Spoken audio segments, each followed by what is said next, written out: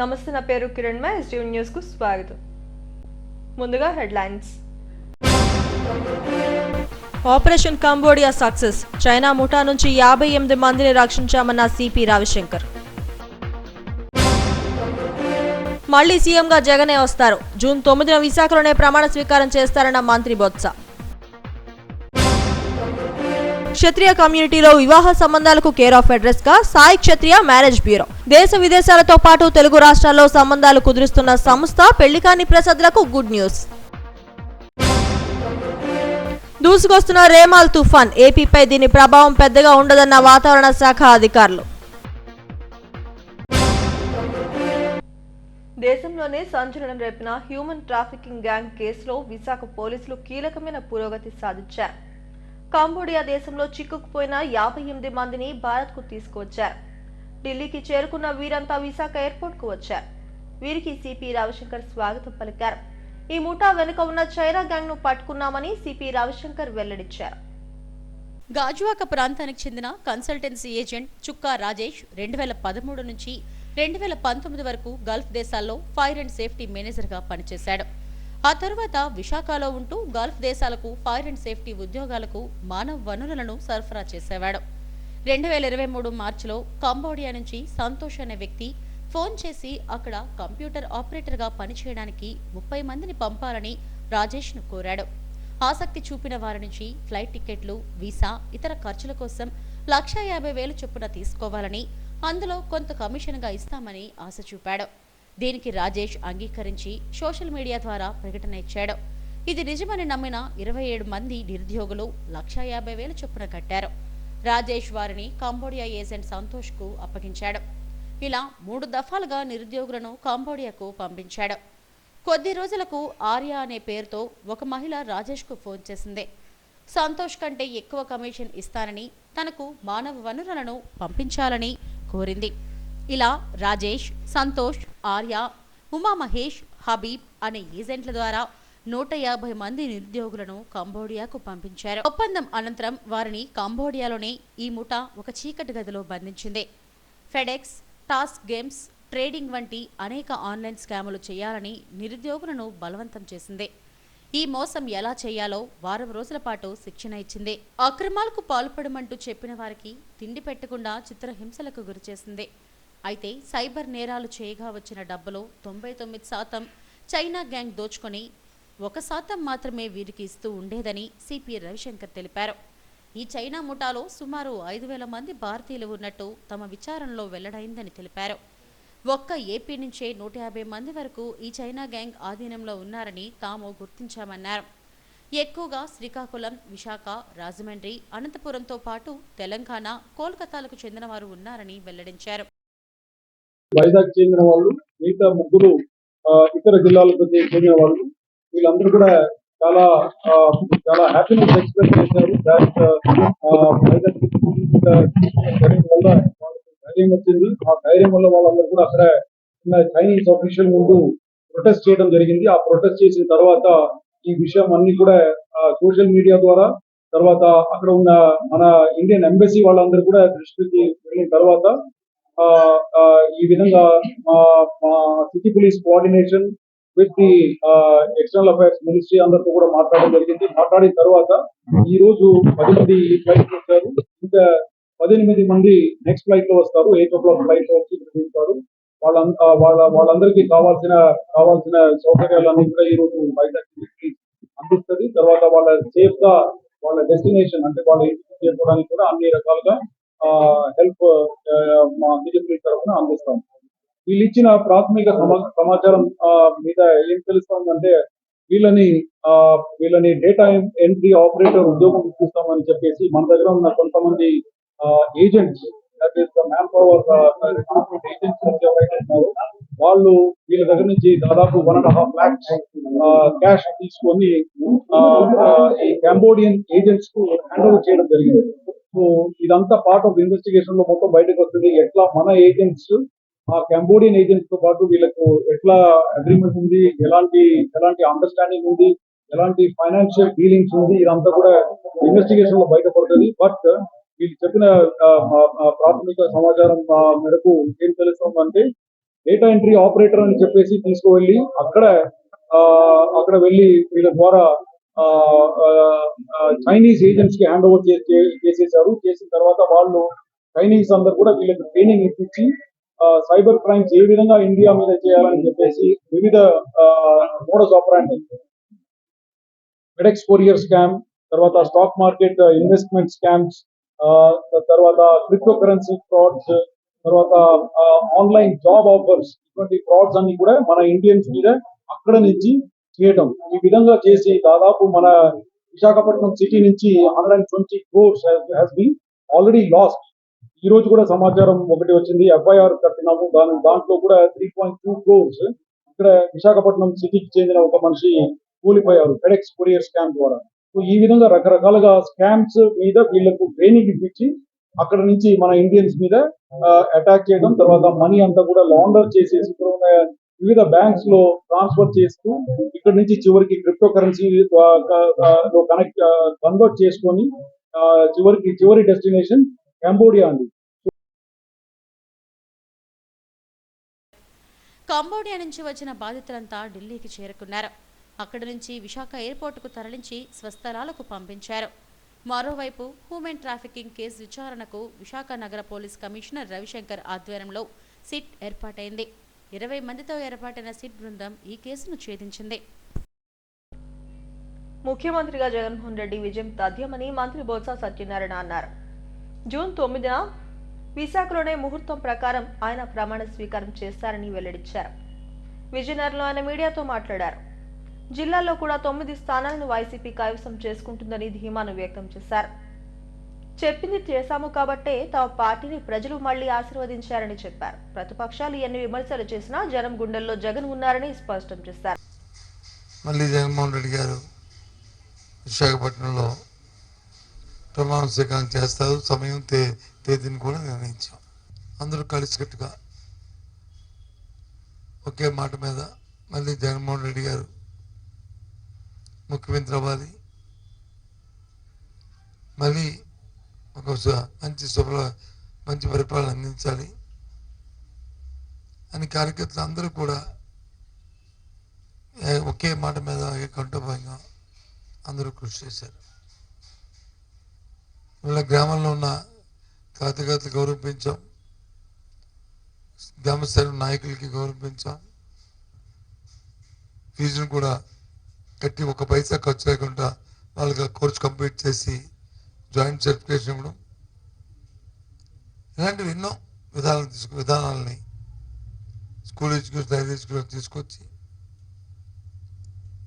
ఈరోజు 10th class intermediate ఎగ్జామ్స్లో public exam జరిగినప్పుడు ప్రైవేట్ స్కూల్స్ కంటే గవర్నమెంట్ స్కూల్లోనే ఎక్కువ శాతం పాస్ అయ్యేటట్లు, అలాగే ప్రథమ మార్కులు కూడా వచ్చే విధంగా మన టీచర్లకి తరఫీ ఇచ్చి వారు బోధన చేయడం, వారి కృషితో ఈ కార్యక్రమం జరగడం అనేది ఏ నాయకులు ఆగలేదు. జగన్మోహన్ రెడ్డి స్వాతంత్రం వచ్చిన తర్వాత ఆంధ్ర రాష్ట్రం ఏర్పాటైన తర్వాత ఎన్నిక జరిగినప్పుడు కూడా మొట్టమొదటిసారి వైసీపీ పార్టీ అడిగింది ఈ విధానాన్ని. జగన్మోహన్ రెడ్డి అనే వ్యక్తి ముఖ్యమంత్రి 5 సంవత్సరాలు జరిగిన ముఖ్యమంత్రి ఆయన అడిగాడు. చంద్రబాబు అడిగాడా? నా పరిపాలన చూస్తే నా 14 సంవత్సరాల పరిపాలన అడిగాడు చెప్పండి. పెళ్ళంటే నూరేళ్ల పంట. పెళ్లి సంబంధాలు చూసేటప్పుడు అటు 7 తరాలు ఇటు 7 తరాలు చూడాలంటారు. వివాహ బంధం పటిష్టంగా ఉండాలంటే సంబంధాలు చూసేటప్పుడు కూడా అంతే జాగ్రత్తలు తీసుకోవాలి. ఎలాంటి హంగు ఆర్భాటం లేకుండా 13 ఏళ్లుగా సాయి క్షత్రియ మ్యారేజ్ బ్యూరో ఖచ్చితమైన సంబంధాలను కలుపుతూ ఎన్నో కుటుంబాలను ఒకటి చేసింది. విదేశాలతో పాటు 2 తెలుగు రాష్ట్రాల్లో తమదైన ముద్ర వేసుకుంటూ ఎన్నో జంటలను కలుపుతున్న సాయి క్షత్రియ మ్యారేజ్ బ్యూరో సక్సెస్ పే ఓ రిపోర్ట్. ఇల్లు కట్టి చూడు, పెళ్లి చేసి చూడు అనేది ఒకప్పటి సామెత. చేతిలో ధనముంటే ఇల్లు కట్టడం ఈజీయే, కానీ మంచి సంబంధం కుదిర్చి పెళ్లి చేయాలంటే తాతలు దిగిరావాల్సిందే. ఒకప్పుడు అటు 7 తరాలు ఇటు 7 తరాలు క్షుణ్ణంగా తెలుసుకుంటేనే గాని వియ్యముందేవారు కాదు. ఇప్పుడు ఆ సాంప్రదాయం లేదు. ట్రెండ్ మారింది. మారుతున్న కాలానికి అనుగుణంగా మంచి సంబంధాలు చూస్తూ సీతమ్మదార్లోని సాయి క్షత్రియ మ్యారేజ్ బ్యూరో క్షత్రియ కుటుంబాల మనసు దోచుకుంటోంది. పెళ్లి సంబంధాలకు మధ్యవర్తిగా ఉంటూ నవదంపతులను కలిపే ఆ పని ఎంతో పవిత్రమైందిగా ఈ మ్యారేజ్ బ్యూరో భావిస్తుంది. ఏదైనా పెళ్లి కుదర్చాలంటే ముందుగా ఈ మ్యారేజ్ బ్యూరో నిర్వాహకులు ఇందుకూరు క్రాంతి, సాయి శ్రీనివాసరాజు దంపతులకు ఆ కుటుంబాల బయోడేటా నచ్చితేనే గాని వీరు రంగంలోకి దిగరు. సరిగ్గా 13 ఏళ్ల క్రితం తెలిసిన వాళ్లకు పెళ్లి చేయటానికి ఆ బాధ్యతను భుజాన వేసుకున్న వీరు క్షత్రియ కుటుంబాల మన్ననలు పొందడంతో ఈ మ్యారేజ్ బ్యూరో పురుడు పోసుకుంది. ప్రచారానికి దూరంగా ఉంటూ అమెరికా, ఆస్ట్రేలియాతో పాటు దేశ విదేశాల్లో, తెలుగు రాష్ట్రాల్లో సంబంధాలను కలుపుతూ ఔరా అనిపిస్తుంది.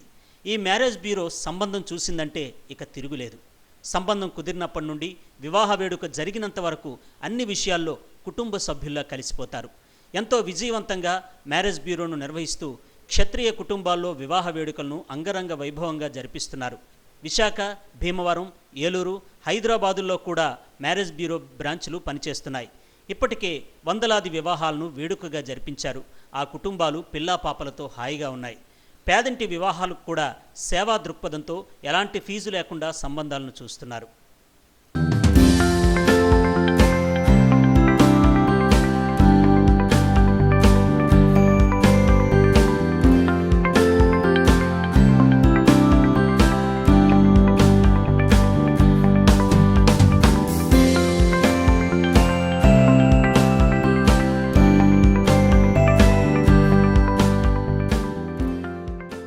గత 13 ఏళ్లుగా సాయి క్షత్రియ మ్యారేజ్ బ్యూరో ద్వారా ఎన్నో జంటలను కలిపే అదృష్టం తమకు దక్కిందని నిర్వాహకులు ఇందుకూరు క్రాంతి, సాయి శ్రీనివాసరాజులు తెలిపారు.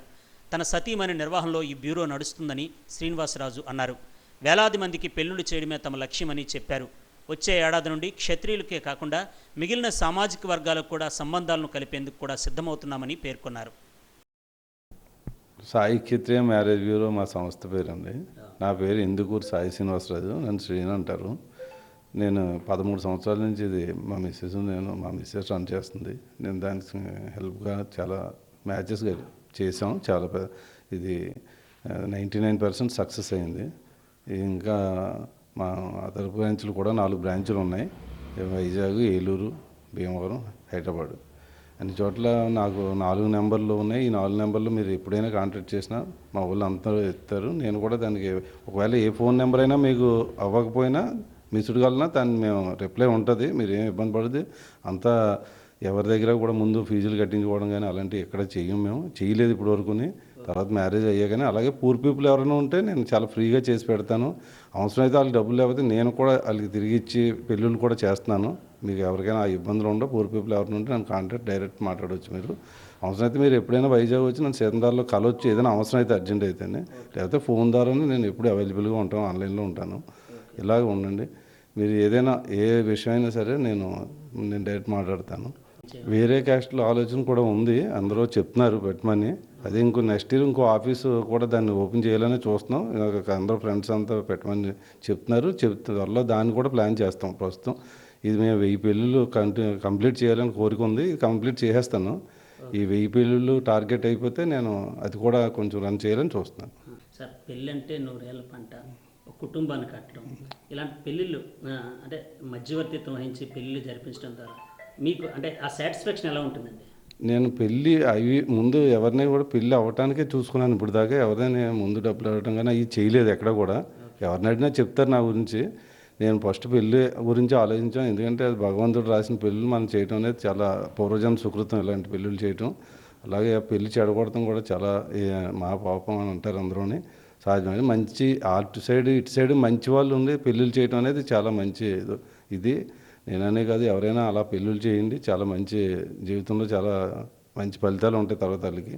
ఆ దృక్పథంతోనే నేను 13 సంవత్సరాల నుంచి ఏకదాటిగా దీన్ని నిర్వహిస్తున్నాను. సరే, ఎలా ఉంది సార్? వైజాగ్, హైదరాబాద్, ఏలూరు, భీమవరంలో ఉన్నాయి కదా. బాగుంటుందండి, చాలా బాగానే ఉంది, బాగా జరుగుతుంది. ఓకే. అంటే ఈ టైం సరిపోవట్లేదు కానీ చాలా బాగా రన్ చేస్తున్నాను. ఇంకా టైం సరిపోవట్లేదు, లేకపోతే నాకు ఇంకా ఎక్కువ పెళ్ళిళ్ళు చేద్దును. ఇప్పుడు సంవత్సరానికి 60-70 చేస్తున్నాను. అది 100 చేయాలని ఉంది కానీ టైం సరిపోవట్లేదు.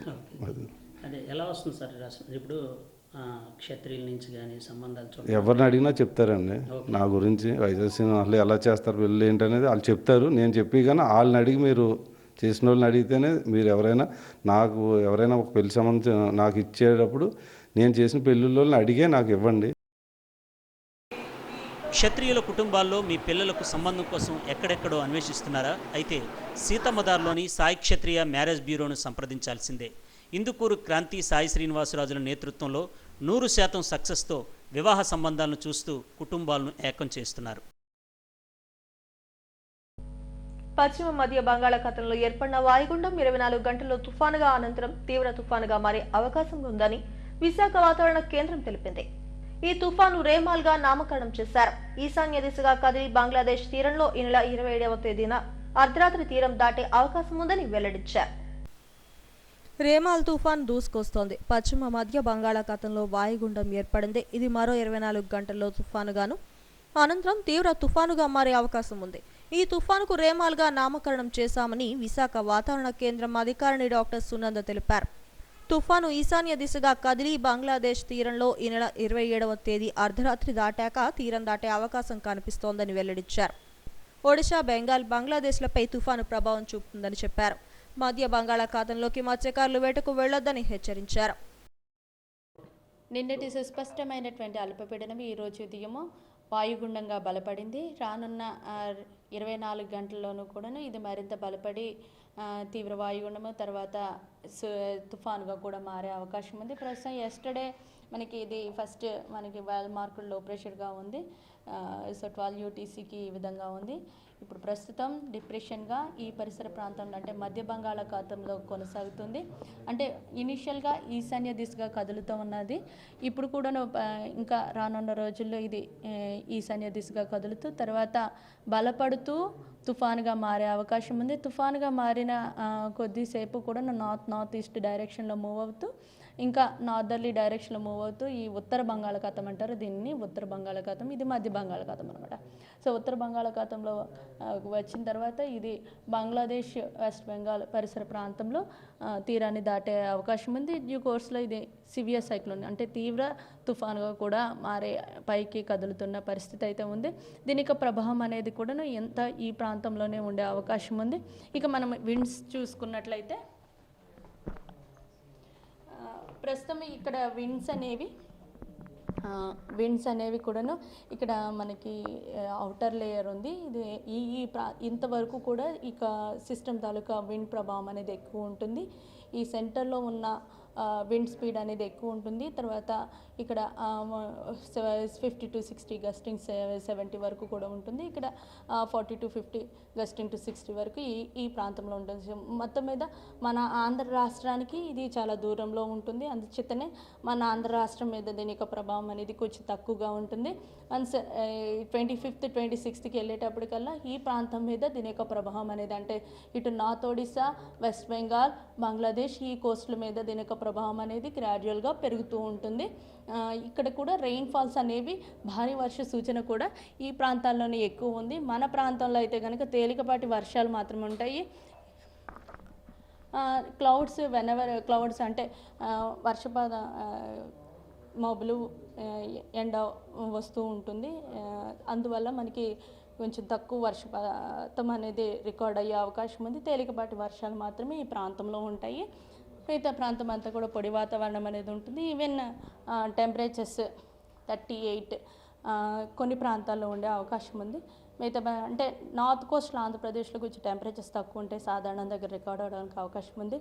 సౌత్ కోస్ట్లో ఆంధ్రప్రదేశ్లో సాధారణం దగ్గర కొంచెం ఎక్కువ రికార్డ్ అవడానికి అవకాశాలు అయితే ఉన్నాయి.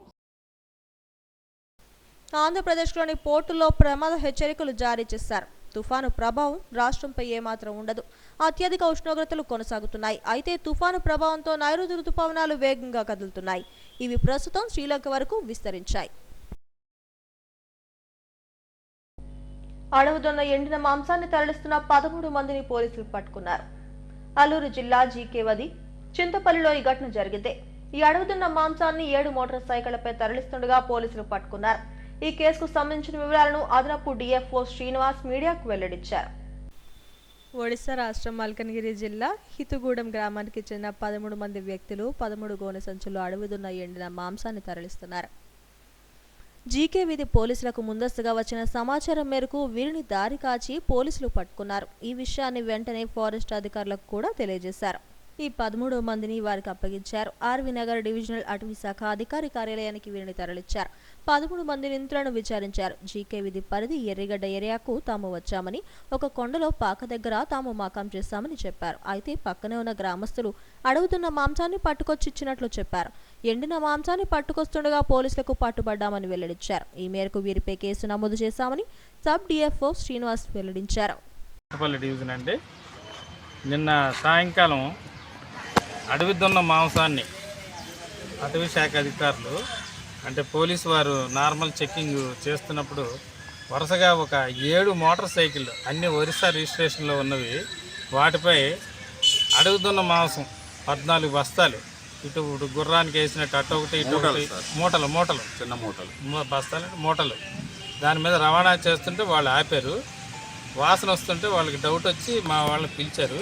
పిలిచిన వెంటనే వాటిని ఇది అడవిదొన్న మాంసంగా మేము నిర్ధారించి ముద్దాయిలు కూడా ఇది అడవిదొన్న మాంసం అటు మన మర్రిపాకల, ఎర్రగొండ, అటు తూర్పుగోదావరి జిల్లా ఆ ఏరియాల్లో ఈ అడవిదొన్నలు బాగా సంచరిస్తుంటాయి. అవి ఒక వారం కిందట వాళ్ళు చెప్పడం ఏంటంటే ఓటు వేసిన తర్వాత వెళ్ళామండి. మేము 14-15 తారీఖుల్లో వెళ్ళామండి. వెళ్ళి అక్కడ వేటాడి మేము వాళ్ళ దగ్గర 3-4 కత్తులు కూడా ఉన్నాయండి. వాళ్ళని పట్టుకొని విచారించామండి.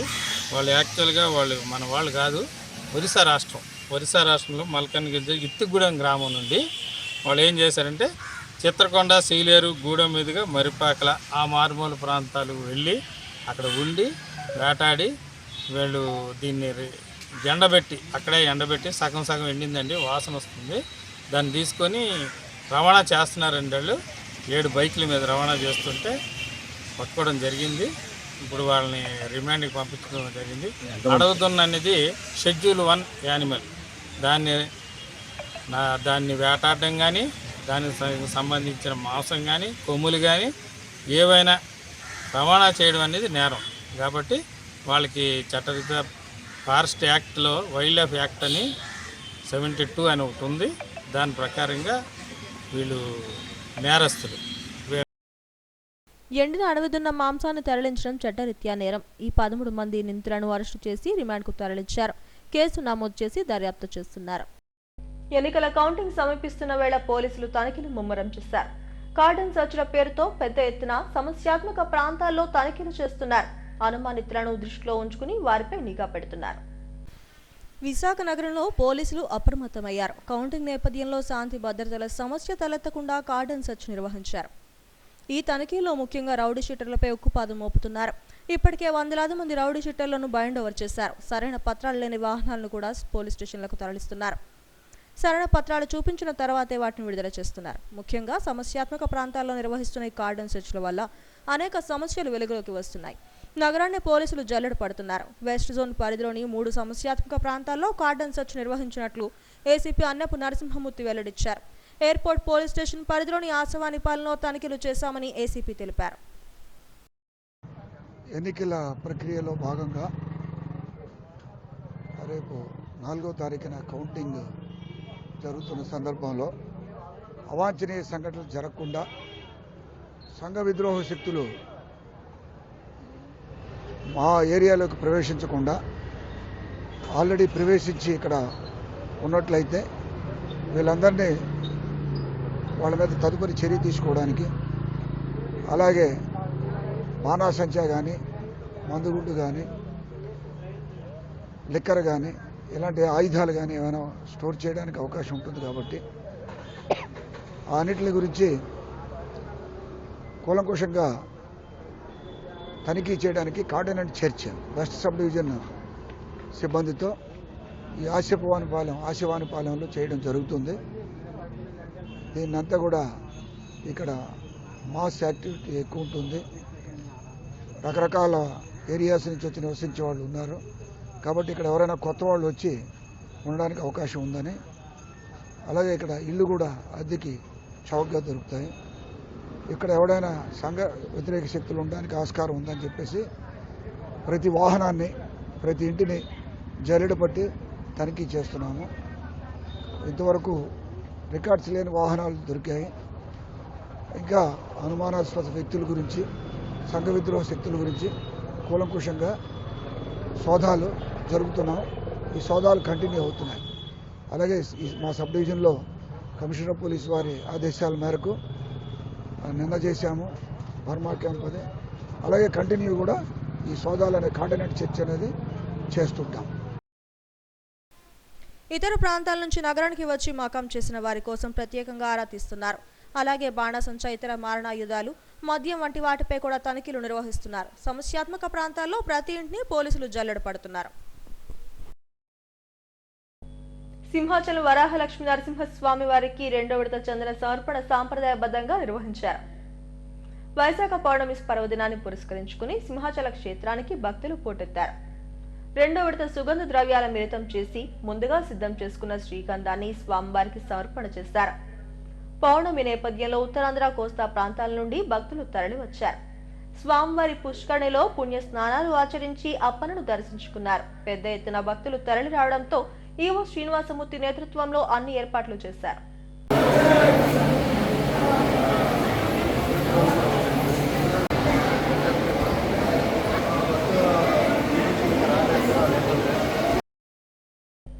ఏయూ పూర్వ విద్యార్థులు నిర్వహిస్తున్న నక్షత్ర టాలెంట్ షో పోస్టర్ను వీసీ ఆచార్య ప్రసాద్ రెడ్డి ఆవిష్కరించారు.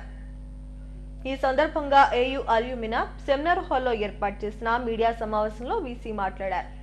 యువతకు చాలా నైపుణ్యం ఉందని, చాటింగ్, జీపీటీ, ఏఐ వచ్చిన తర్వాత ఉద్యోగాల్లో కూడా మార్పు వస్తోందన్నారు. సోషల్ కనెక్టివిటీ కూడా మారుతోందని, మనుషుల మధ్య సంబంధాలు లేకుండా పోతున్నాయని ఆవేదన వ్యక్తం చేశారు. మానవ సంబంధాలు ప్రమాదకర స్థాయిలో ఉన్నాయన్నారు. వీటన్నిటిని దృష్టిలో పెట్టుకుని పాటలు, నృత్యాలు, థియేటర్ ఆర్ట్స్ లో నైపుణ్యం కలిగించడానికి ఏయూ పూర్వ విద్యార్థులు నక్షత్ర అనే సంస్థను రూపొందించారని వెల్లడించారు. ఈ సంస్థ ఏకతాను కూడా ప్రారంభించిందని చెప్పారు. వచ్చే తరాలకు దేశ సంస్కృతి సాంప్రదాయాలు అందించాలంటే సంస్కృతిని పెంపొందించాలని ఏయూ ఆర్ట్స్ కాలేజ్ ప్రిన్సిపల్ ఆచార్య నరసింహరాజు తెలిపారు. నక్షత్ర టాలెంట్ షో ద్వారా యువతలో ప్రతిభ కనబడుతుందని తెలిపారు. విద్యతో పాటు ప్రతిభ ఉన్న కళలను ప్రోత్సహించేందుకు ఈ కార్యక్రమం చేపడుతున్నట్లు వెల్లడించారు. ఈ సమావేశంలో event manager Rashid Ahmed, physical education director Vijayamohan తదితరులు పాల్గొన్నారు. అంటే యూనివర్సిటీ అనేది ఒక బఫే సిస్టమ్గా ఎందుకు మారకూడదు? డెఫినెట్గా ఎస్, నాకు ఈ ఇంట్రెస్ట్ ఉంది, ఇంగ్లీష్లో ఈ ప్రోగ్రామ్ చేస్తాను, సాంస్క్రిట్లో ఈ ప్రోగ్రామ్ చేస్తాను, థియేటర్ ఆర్ట్స్లో ఆ ప్రోగ్రామ్ చేస్తాను అని ఒక మనిషి చూస్ చేసుకునేటువంటి ఒక అవకాశం ఇవ్వమని న్యూ ఎడ్యుకేషన్ పాలసీ కూడా చెప్తుంది. కాబట్టి ఆ రకంగా కూడా వెళ్ళేటువంటి ఉద్దేశాలు ఉన్నాయి. బట్ రైట్ నౌ ఇది ఒక జస్ట్ స్మాల్ ఇనీషియల్ ఎక్స్పెరిమెంట్. ఇది మేము దీంట్లో ఏం వండర్స్ క్రియేట్ చేద్దాం అనుకోవట్లేదు. ఇది ఒక అవేర్నెస్ ప్రోగ్రామ్ అనమాట. నా చిన్న రిక్వెస్ట్ మీ అందరికీ ఏంటంటే దీనిని మీరు కొంచెం బాగా ప్రోత్సహించి దీని మీద కొంత రైటప్, కొన్ని చోట్ల రిమైనింగ్ ప్లేసెస్లో కూడా మీకు తెలిసిన కాలేజీల్లో కానీ, మీకు తెలిసిన ఇన్స్టిట్యూట్స్లో కానీ, స్కూల్స్లో కానీ, లేకపోతే అదర్ యూనివర్సిటీస్లో కానీ ఇలాంటి ప్రోగ్రామ్స్ చేయమని మీరు ప్రోత్సహించినట్లయితే కనుక ఆ స్టూడెంట్స్ మధ్యలో ఒక పాజిటివ్ ర్యాపో వస్తుంది. అలాగే స్టూడెంట్స్తో పాటుగా వాళ్ళ పేరెంట్స్ని కూడా దీంట్లో ఇన్వాల్వ్ చేయటం, వాళ్ళ పక్కింటి వాళ్ళని ఇన్వాల్వ్ చేయటం, ఇవన్నీ చేసినట్లయితే ఏంటంటే ఈ మానవ సంబంధాలు అనేవి డెఫినెట్గా ఇంకా అలా నిలుస్తాయి అనేటువంటి ఒక భావంతో ఈ ప్రోగ్రామ్ స్టార్ట్ చేయడం జరిగింది. ఫస్ట్ రౌండ్ ఆఫ్ ఆడిషన్స్ అయ్యాక ఇందులో ఎంటైర్లీ 2 rounds ఆఫ్ ఆడిషన్స్ ఉంటాయి. ఆన్లైన్ ఆడిషన్స్ అయ్యాక ఆఫ్లైన్ ఆడిషన్స్కి మేమే ఇన్వైట్ చేస్తాం. ఫినాలికి సెలెక్ట్ అయిన వాళ్ళకి 2 తెలుగు రాష్ట్రాల్లో ఎక్కడి నుంచి ఉన్నా సరే నక్షత్ర ఉన్న స్పాన్సర్స్ తరపు నుంచి Nakshatra will sponsor their tickets. So Visakhapatnam Andhra university, ఇందాల వైస్ ఛాన్సలర్ సార్ చెప్పినట్టు Vishwakala Parishat, almost 100 years legacy ఉన్న Andhra university, only university in pan India which has 4 major departments: music, dance, art form and theatres. 4 department ఉన్న ఏకైక university Andhra university. So it is my privilege and I thank doctor Prasad Reddy sir, Andhra university vice chancellor గారికి from bottom my heart. And definitely this will be an opportunity for every individual with talent who is participating in this competition to showcase and the visibility of their participation, at the same time the value of their participation. ఎన్నికల counting సందర్భంగా CP ఆదేశాలతో south ACP Trinath సమస్యాత్మక ప్రాంతాల్లో cat and search నిర్వహించారు. గాజువాక నియోజకవర్గ పరిధిలోని Mangalapalem JNNURM కాలనీలో తనిఖీలు చేపట్టారు. సరైన పత్రాలు లేని 32 బైక్లను సీజ్ చేశారు. రౌడీ షీటర్ల కదలికలపై నిఘా పెట్టామని ఏసీపీ త్రినాథ్ తెలిపారు. జూన్ 4న కౌంటింగ్ పూర్తయ్యే వరకు సమస్యాత్మక ప్రాంతాల్లో తనిఖీలు జరుగుతాయని పేర్కొన్నారు.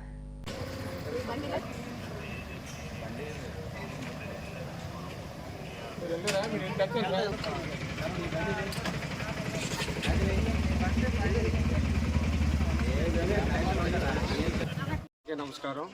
Respected CP sir doctor Ravishankar INR IPS వారి ఆదేశాల మేరకు ప్రతి నియోజకవర్గంలో సమస్యాత్మక ప్రదేశాలని మేము సెలెక్ట్ చేయడం జరిగింది సిపి సార్ ఆదేశాల మేరకు. దానిలో భాగంగా జేఎన్ఆర్ మంగళపాలెం ఇది సెలెక్ట్ చేసి ఇక్కడ 6,000 హౌసెస్ ఉన్నాయి. అలాగే ఇక్కడ అద్దెకి కూడా 500-600కి మాత్రమే దొరుకుతాయి. స్ట్రేంజర్స్ వచ్చి 500కి 600కి నేరాలు చేస్తున్నారని పూర్తిగా సమాచారం ఉంది.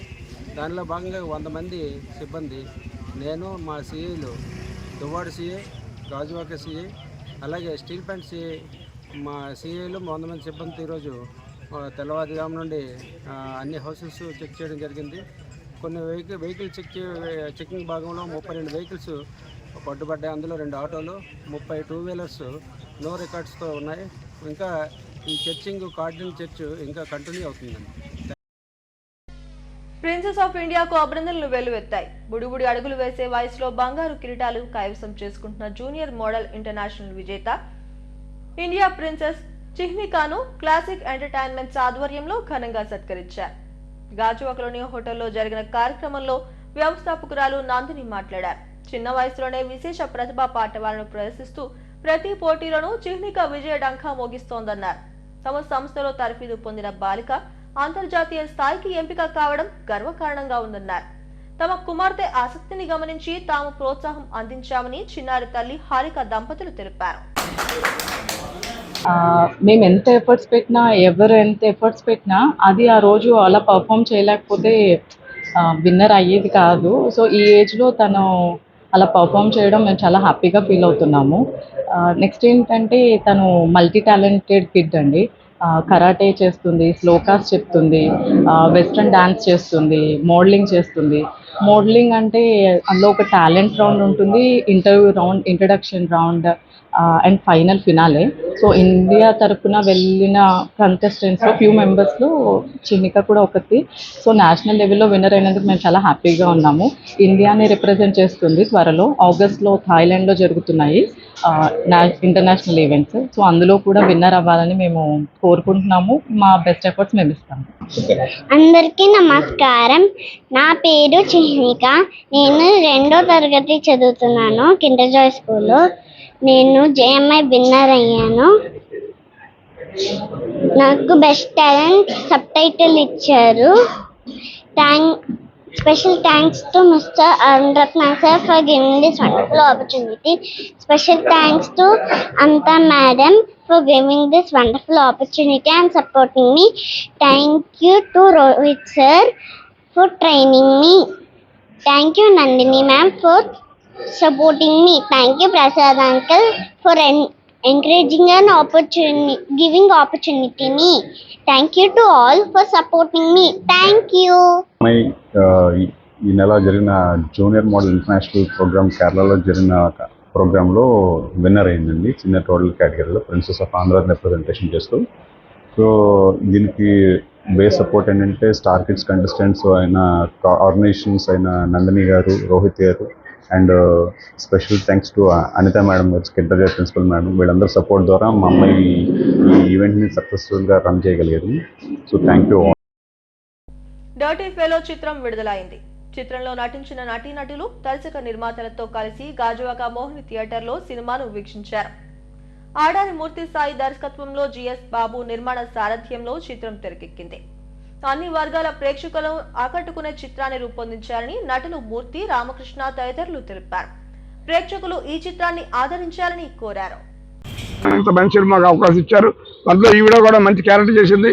ఈవిడ విశాఖ భాషే, మరి కాకాని నగరం పూజ విశ్వేశ్వర్. మేము పూజ మింటూ అంటాం. ఈవిడ కూడా నార్త్ అమ్మాయి. బ్రహ్మాండం. ఈ సినిమాలో అసలు అరకులో ఈవిడదే పెద్ద రోలు మా అందరికంటే. నాది ఎమ్మెల్యే రోలు. ఈ బాబు కూడా ఏం పేరు, నీ పేరు చెప్పరా? జోషిత్. మరి వీళ్ళ తల్లి కొడుకులు చేశారు. ఏదో బ్రహ్మాండం క్యారెక్టర్ చేశాడు. డైలాగ్ కూడా బ్రహ్మాండంగా పెర్ఫార్మెన్స్ చూపించాడు.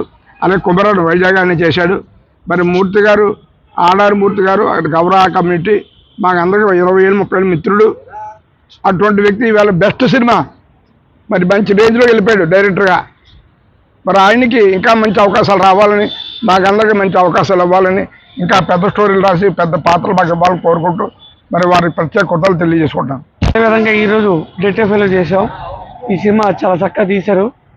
డాక్టర్ సతీష్ కుమార్ గారు నిర్మాతగా, మరి మూర్తి గారు చక్కగా తీశారు ఈ సినిమాని. ఇలాగా ముందు ముందు మంచి అవకాశాలు రావాలని కోరుతూ అందరికీ బాగా చెప్తున్నాను. I felt very happy after seeing this my character in the movie, Durgalu character.